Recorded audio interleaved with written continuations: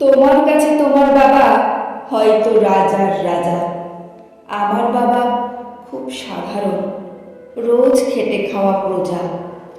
তোমার জন্য তোমার বাবা চাঁদ পেরে দিতে পারে, আমার বাবা হতদরিদ্র, খালি হাতে ঘরে ফেরে। তোমাদের বাবা খুব ফিটফাট, গায়ে স্যুট, হাতে ঘড়ি। জানো তো, আমার বাবাটা ভীষণ অগোছালো, মুখ ভরা পাকা দাড়ি। তোমার হাতে নুনে পোড়া ডালও বাবা খায় চেটে বাটি। আমি তো দারুণ রান্না করি, তবু বাবা বলে মোটামুটি। তোমাদের জন্মদিনে বাবা দামি উপহার দেয়, আমার বাবা এত আনমনা, দিনটাই ভুলে যায়।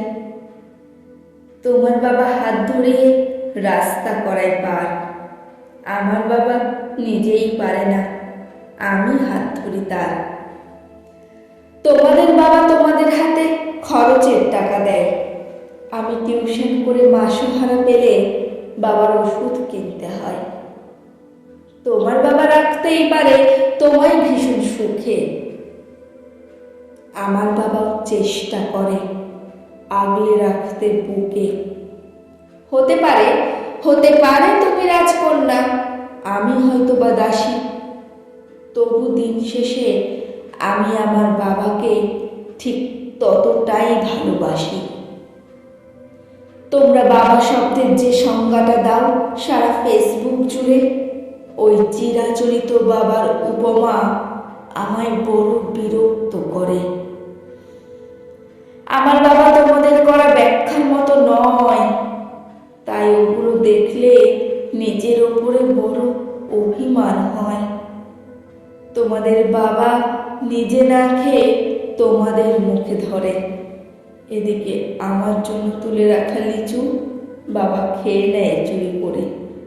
বোঝেই না উনি অত শত কথা, বড্ড সরল যেন। তাই তো এমন জটিল সমাজে ভীষণ বেমানানো।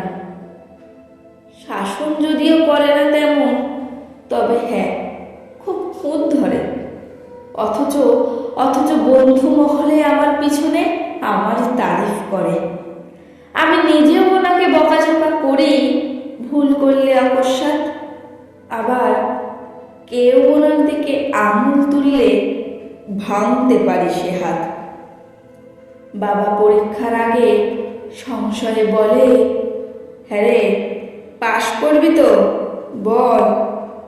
রেজাল্ট বেরোলে ভালো ফল হলে তার দু চোখেই জল।